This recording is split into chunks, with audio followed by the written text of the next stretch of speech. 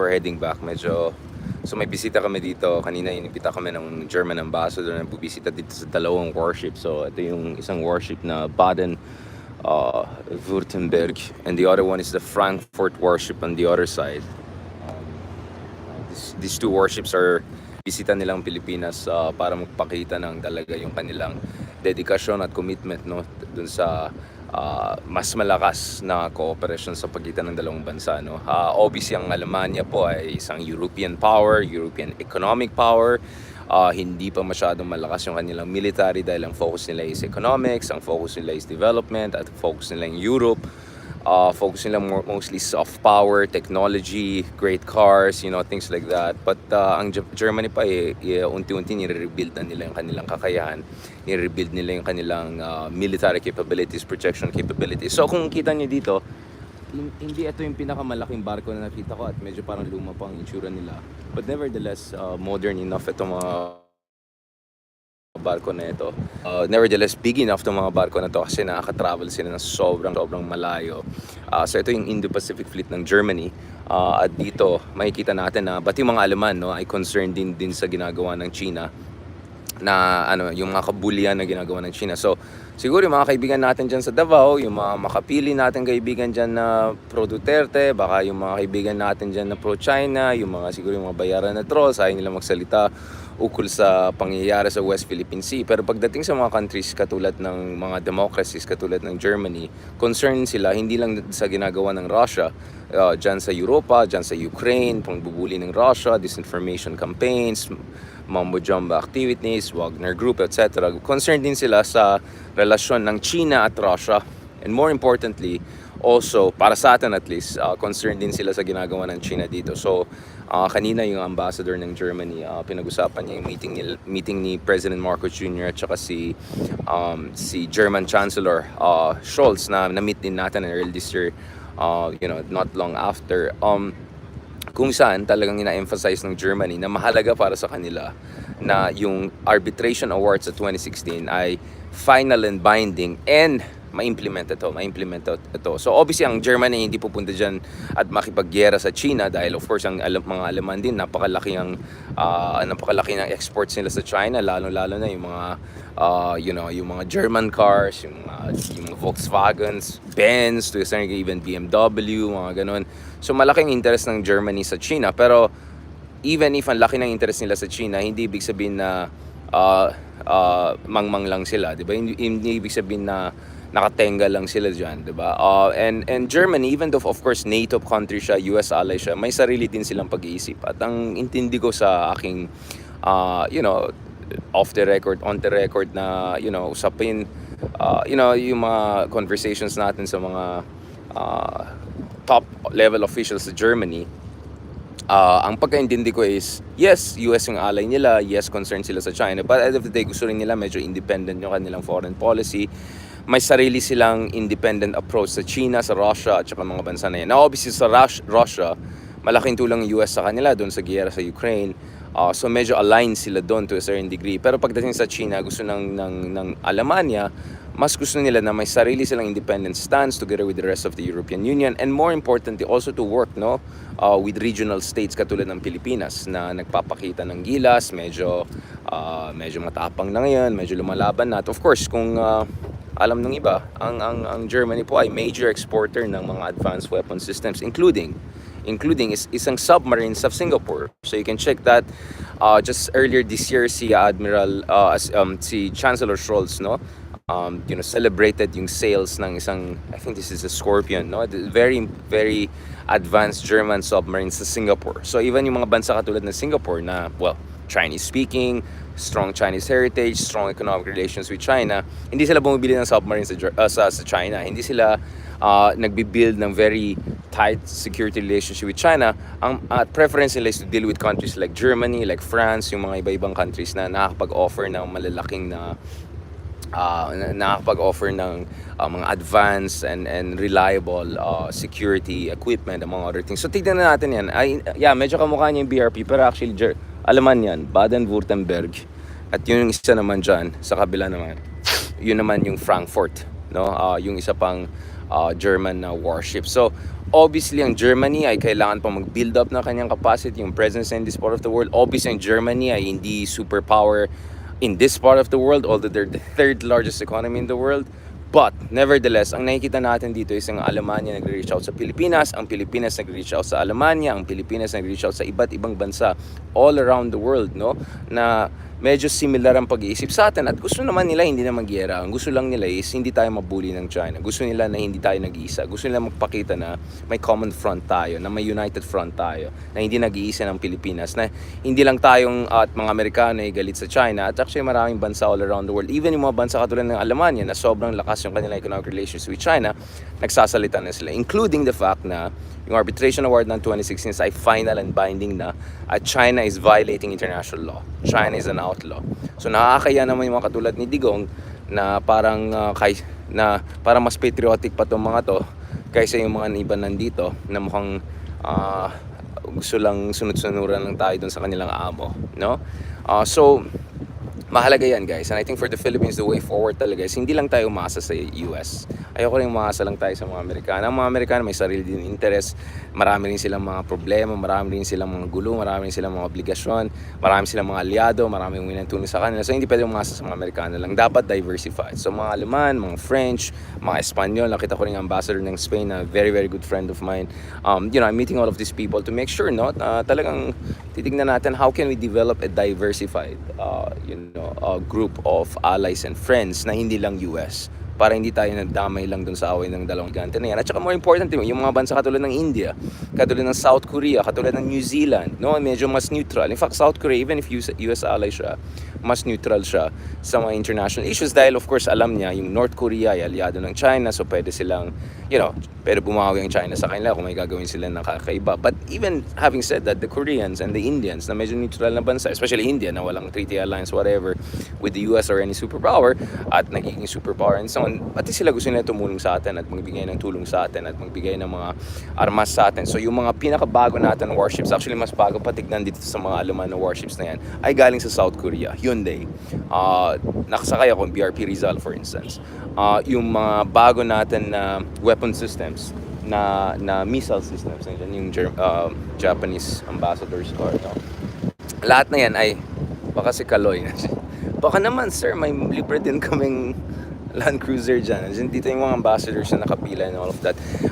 No, I mean, going back to this, ang mga Indians, no, nagbigay sa atin ng BrahMos missile system. So, lots is going on. Very interesting times, guys. So, kaya ngayon, kahit busy tayo, mamaya habol natin, by the way, Ronald Llamas, R&R tayo mamaya. Pag-usapan natin yung manhunt of Harry Roque. Yan. Hindi ito yung isang bar sa sa Cubao.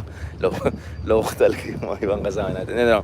Pag-usapan natin, dami natin pag-usapan. But I just wanted to do a live shortly here habang nandito tayo kasi natutuwa ako na nakikita ko ang Pilipinas ay parang nagiging mas mahalaga, binibigyan tayo ng kahalagaan, nirespeto tayo, tinitignan nila yung ating role in the region. So hindi na tayo pitsugin, hindi tayo small power, hindi lang tayo proxy ng US, hindi lang tayo gano'n. Nakakaya yung mga nagsasabi yan. Wala silang respeto sa sarili ng bansa. Gusto lang nila maging tuta tayo ng China. Those people just should zip it, alright?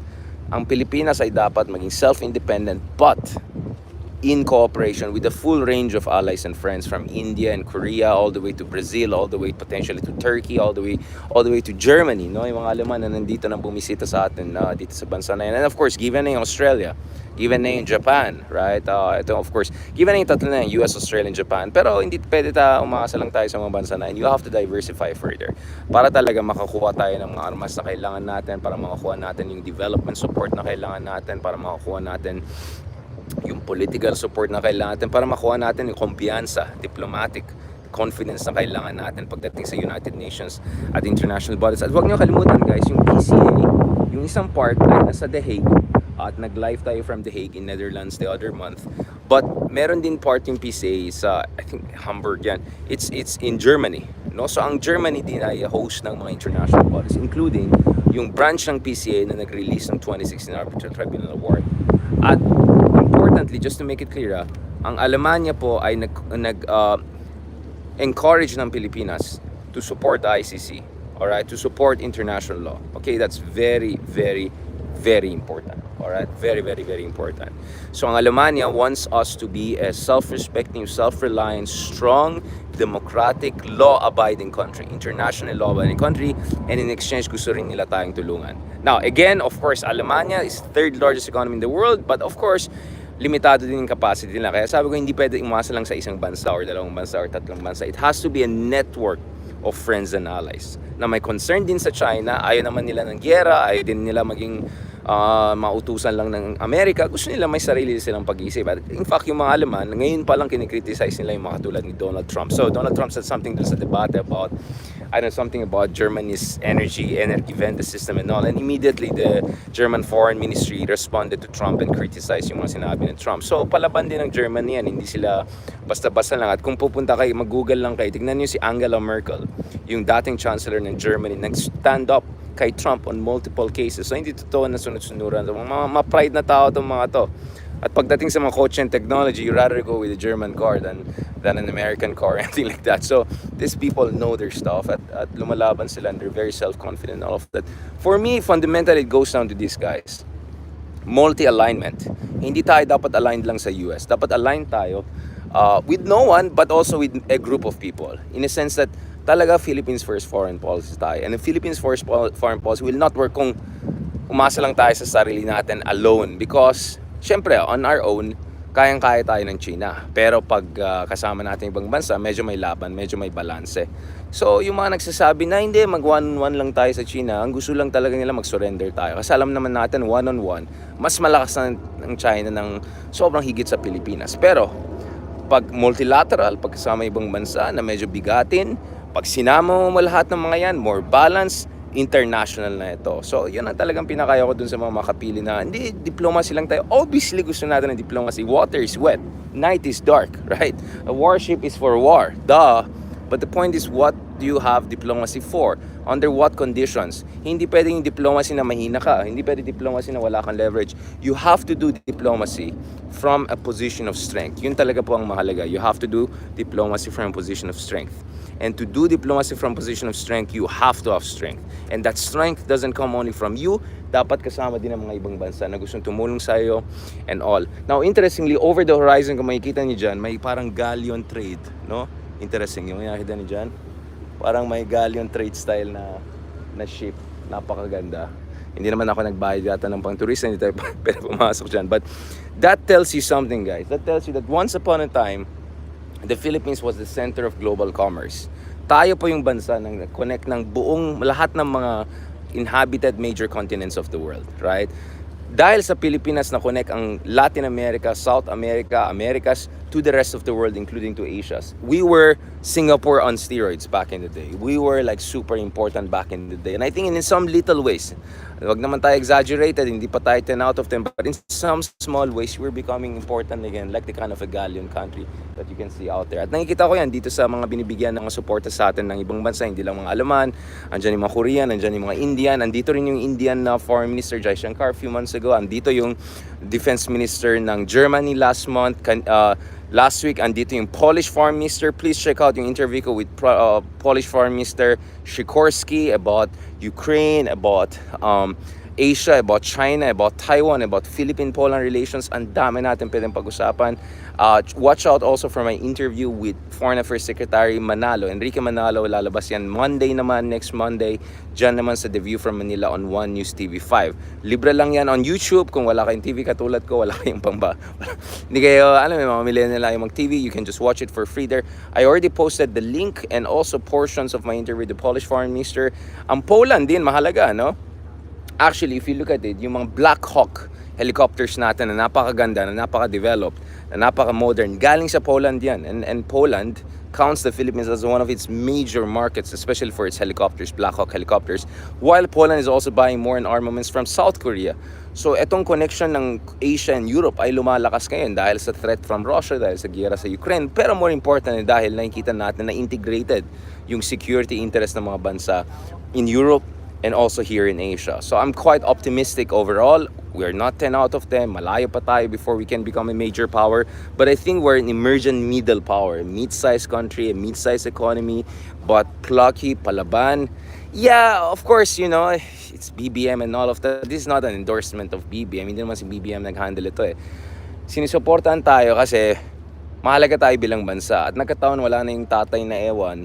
So, mas komportableng mga bansa to deal with us. And I'm sure if we had even a better president than BBM, which there are a lot of them potentially out there, they would have even more invested in our country, in our economy, and also in our strategic relationships. So, in that sense, I think the future is bright for the Philippines if we continue to build on the momentum, we continue to get the respect of countries, we continue not to be tatay style na tuta ng China, tatay style na ewan yung mga policies, tatay style na sabog yung mga drug war, na extrajudicial killings right and left. Basta we keep it at a certain level, countries are gonna come to us. And hopefully in the future, wala na yung mga pro-China na yan, wala na yung mga matay tao, wala na yung mga, alam mo na, di ba? Fill in the gap, mga tatay style na ewan. Hopefully we can have more and more countries respecting us and investing in us. We deserve that because once upon a time, guys, we were at the center of the galleon trade. As you can see, the warship there, right? And yes, Germany, Scorpion, submarines, Leopard tanks, dami nila mga solid din na mga offer sa atin. Alright? On that note, guys, thank you very much and I'll catch you later on, okay, with si Ronald Llamas, okay? Si Sir Ronald Llamas. Mag-aaran on tayo. Pag-usapan natin, manhunt for Harry Roque. Salamat po. Thank you very much.